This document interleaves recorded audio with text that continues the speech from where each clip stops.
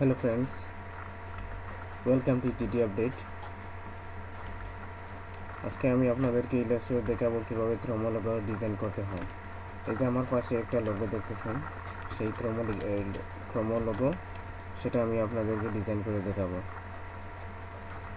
So আমরা প্রথমে ড্যাশবোর্ডে ইলিপস টুল নিয়ে তারপর অল্ট শিফট ধরে সেটাকে সমানভাবে বৃত্ত করে দিলাম।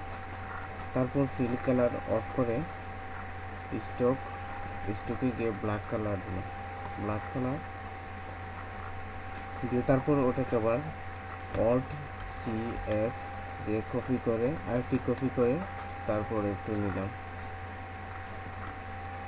তারপর ওটাকে আবার কন্ট্রোল সি এফ দিয়ে আরেকটা কপি করে ছোটো করে আরেকটা নিলাম। তারপর ওটাকে সবগুলো সিলেক্ট করে গ্রুপ করলাম। গ্রুপ করে তারপর লাইন টুল নিলাম। লাইন টুল নিয়ে তারপর পয়েন্ট সেন্টার মাঝ বরাবর উপরের এই অংশ থেকে অল্টো ধরে সমানভাবে নিলাম।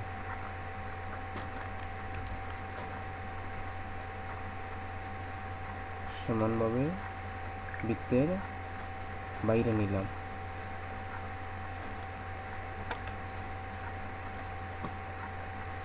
তারপর রুটেট টুল নিয়ে বৃত্তের মাঝ বরাবর সেন্টারে অল্ট চেপে ধরে ক্লিক করলাম।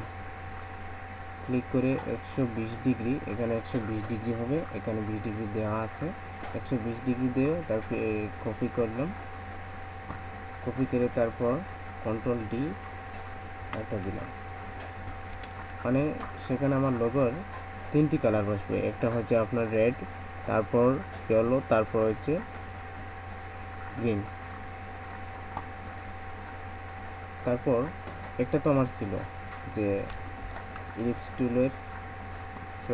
লাইন টুলের যে এটা নিয়েছিলাম, ওটা থেকে একটা কপি করলাম রুটেট টুল দিয়ে। তারপর ওটা কপি করার পর তারপর ওটা কন্ট্রোল ডি দিয়ে আরেকটি কপি করলাম সেম 120 ডিগ্রি। মানে আমাদের তিন করে সমষ্টি হচ্ছে 360 ডিগ্রি। 360 ডিগ্রি তাহলে 3 দিয়ে যদি ভাগ করা হয় তাহলে 120 করে আমাদের হবে 360 ডিগ্রি, তাই 3টা পেয়ে গেলাম। তারপর ওটা সিলেক্ট করলাম। সিলেক্ট করে তারপর পাথ ফাইন্ডারে গিয়ে আমাদের পাথ ফাইন্ডারের নিচে প্রথমে ডিভাইড এখানে লেখা আছে, সেখানে শো করবে, সেখানে ডিভাইডে ক্লিক করলাম। ডিভাইড করার পর সেখান থেকে আনগ্রুপ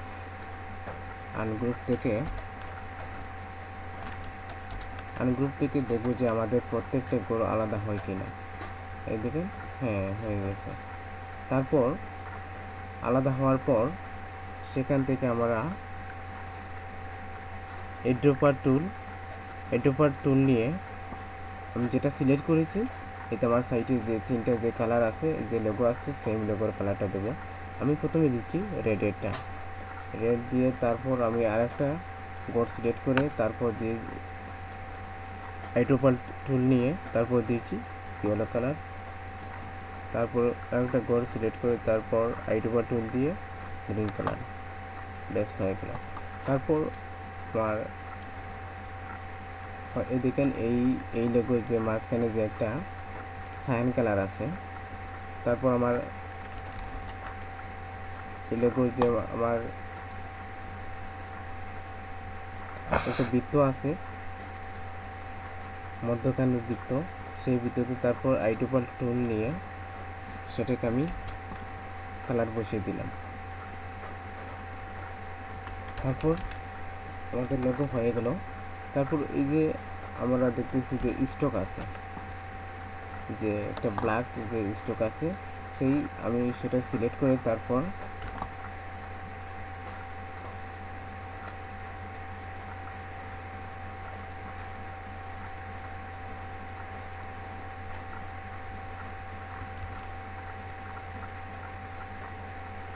সিলেক্ট করে তারপর যে স্টক যে কালার, স্টকে গিয়ে সেটা আমি অফ করে দিলাম। তারপর দেখুন বন্ধুরা, আমার লোগোটা হয়ে গেছে।